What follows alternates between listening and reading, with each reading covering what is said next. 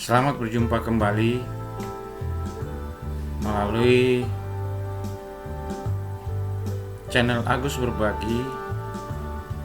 Hari ini pada kesempatan ini kita akan belajar tentang sistem reproduksi pada manusia. Sistem reproduksi pada manusia ini kita akan bahas beberapa bagian, dan bagian pertama yang kita akan bahas kesempatan ini adalah pembelahan sel.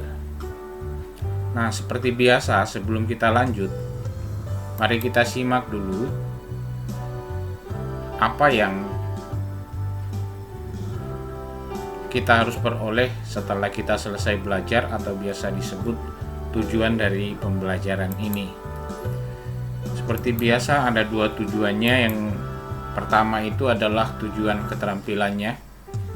Tujuan keterampilan dari pokok bahasan ini adalah tujuan pengetahuan. Maksud saya dari pokok bahasan ini adalah, atau biasa diberikan nomor 3.1, itu merupakan tujuan pengetahuannya. Setelah siswa-siswi selesai belajar, diharapkan mampu mendeskripsikan struktur dan fungsi sistem reproduksi pada manusia, kelainan dan penyakit pada sistem reproduksi, dan penerapan pola hidup sehat yang menunjang kesehatan reproduksi manusia. Sedangkan tujuan keterampilannya adalah setelah selesai belajar diharapkan mampu menyajikan hasil penelusuran informasi dari berbagai sumber tentang penyakit menular seksual dan upaya pencegahannya. Nah, itu dua tujuannya. Yang pertama tadi tujuan pengetahuan, dan yang kedua adalah tujuan keterampilannya. Nah, baik, kita lanjut. Seperti yang saya katakan, bagian pertama kita akan bahas tentang pembelahan sel. Pada kurikulum yang lalu, pembelahan sel ini tidak disinggung dalam sistem reproduksi pada manusia. Pada kurikulum 2013 ini diawali dengan pembelahan sel karena sistem pembentukan gamet atau sel kelamin pada manusia diawali dengan pembelahan sel. Maka hari ini kita akan pelajari tentang pembelahan sel. Ada 3 alasan mengapa sel harus mengalami pembelahan. Yaitu, alasan pertama adalah pembelahan sel ini bertujuan untuk pertumbuhan pada makhluk hidup. Dan alasan kedua adalah pembelahan sel bertujuan untuk perbaikan atau biasa disebut regenerasi. Jadi dari 1 sel menjadi 2 sel, 3, dan seterusnya, itu akan menyebabkan suatu makhluk hidup menjadi tumbuh, sehingga tujuan dari pembelahan sel ini adalah pertumbuhan, perbaikan. Misalnya ada bagian-bagian tubuh kita yang luka, lama-kelamaan akan mengalami perbaikan akibat ada pembelahan sel di sekitar bagian yang luka.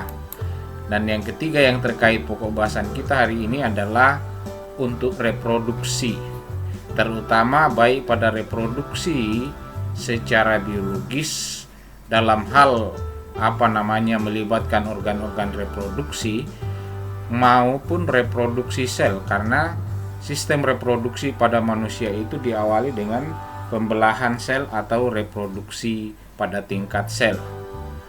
Nah, ini 3 alasan sehingga pembelahan sel itu perlu, sangat penting. Baik, kita lanjut. Pembelahan sel itu dikenal ada 2 macam. Yang pertama itu ada yang disebut dengan pembelahan mitosis, dan yang kedua ada yang disebut dengan pembelahan meiosis. Baik, kita akan lihat satu persatu. Gambar ilustrasi ini membandingkan antara mitosis dan meiosis. Kalau kita lihat gambarnya ini, ilustrasinya ini yang saya tampilkan ini, dari segi gambar sudah menunjukkan perbedaan yang sangat nyata. Ya. Minimal yang kita perhatikan itu angka-angka yang ada di situ, yang di dalamnya itu diberikan, itu menunjukkan jumlah kromosom pada manusia. Ya. Perhatikan di mitosis 46, sel anaknya juga 46. Itu menunjukkan jumlah kromosom kita. Nah, sekarang kalau di meiosis, jumlah kromosomnya yang ditampilkan itu induknya 46, hasil anaknya 23, sehingga itu menunjukkan perbedaan pada mitosis dan meiosis. Nah, baik, kita lanjut. Nah, kita mulai dari pembelahan mitosis. Mitosis ini apa yang sebenarnya yang dimaksud dengan mitosis? Pembelahan secara mitosis menghasilkan dua sel anakan dengan materi genetik yang identik dengan sel induknya. Jadi sel anak yang dihasilkan pada pembelahan mitosis, struktur genetiknya atau materi genetiknya sama dengan materi genetik induknya. Tidak ada mengalami perubahan. Nah, itu pembelahan mitosis. Yang berikut, pembelahan secara mitosis terjadi pada organisme atau makhluk hidup yang mengalami pertumbuhan seperti yang dikemukakan pertama tadi, perbaikan atau regenerasi, reproduksi aseksual. Rata-rata reproduksi aseksual baik pada tumbuhan tertentu itu bisa dilakukan dengan cara membelah diri, dan pembelahannya itu adalah proses pembelahan secara mitosis. Ini juga ada gambar ilustrasi tahapan-tahapan dalam mitosis. Nah, kita lihat dulu tahapan-tahapan mitosis. Buku yang kita gunakan sekarang ini memasukkan tahapan mitosis itu adalah interfase. Ada buku yang menuliskan bahwa interfase ini adalah fase istirahat dalam proses pembelahan sel.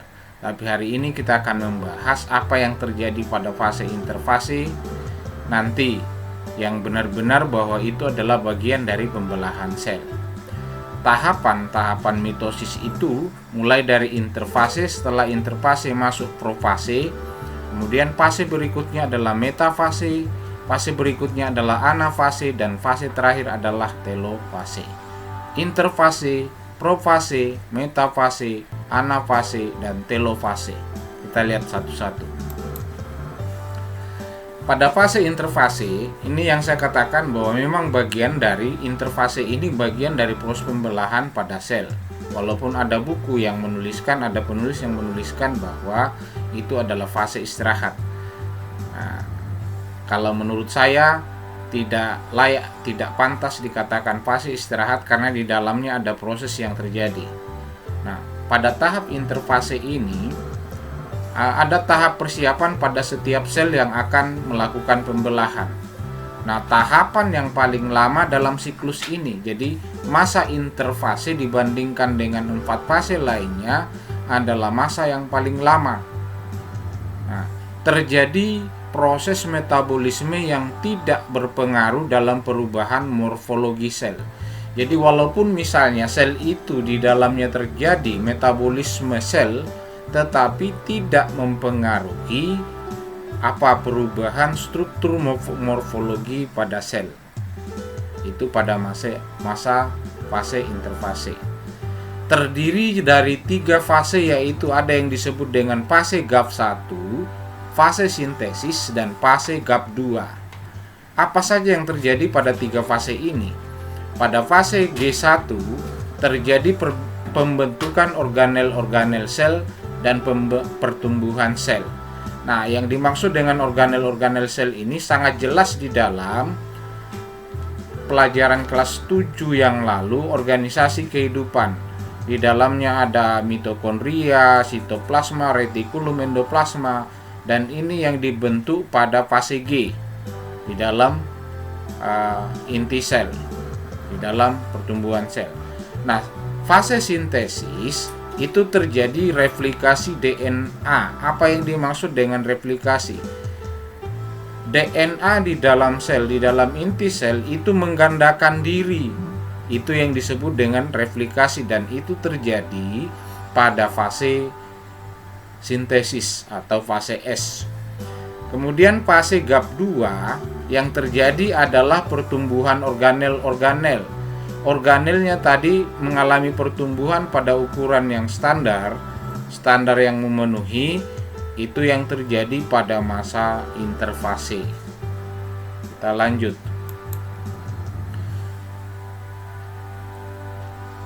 Fase profase.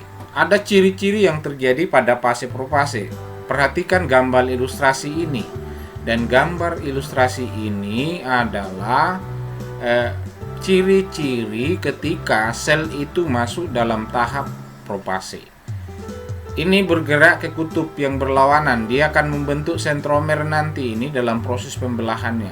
Dan kelihatan di dalam intinya ini kromosom yang sementara bergerak.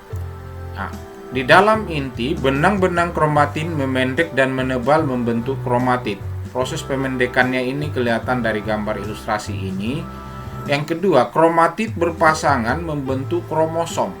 Itu pada fase profase. Yang ketiga adalah membran nukleus atau membran inti dan nukleusnya menghilang. Ketika membran intinya hilang, maka dia akan perlahan-lahan intinya atau nukleusnya juga hilang.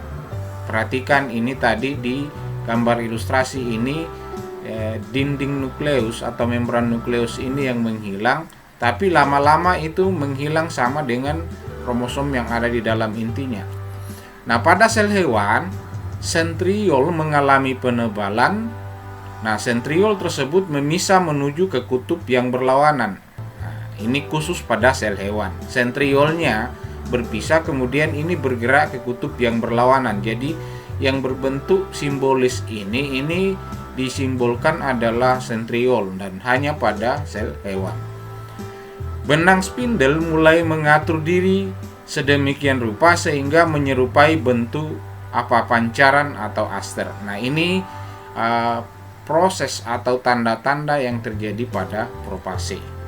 Kita lanjut dengan fase berikutnya, fase metafase. Perhatikan gambar ini sangat berbeda tadi dengan fase profase. Gambar ilustrasi ini bahwa ternyata terbentuk benang spindel kromosom yang terlihat semakin jelas ininya. Nih. Ya. Tadi kan baru ini yang bergerak dan ini akan menjadi sentromelnya nanti kalau pada sel hewan. Nah, kromosom berada di daerah ekuator, daerah pembelahan ini. Dia memposisikan diri di sini.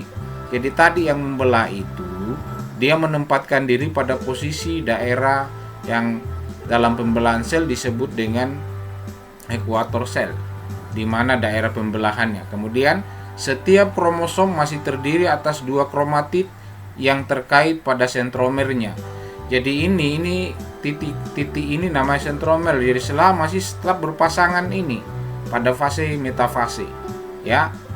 Jadi ini ciri khasnya masih dia berada di ekuator, ya, ekuator sel, tetapi kromosomnya yang homolog itu yang sama itu masih berpasangan.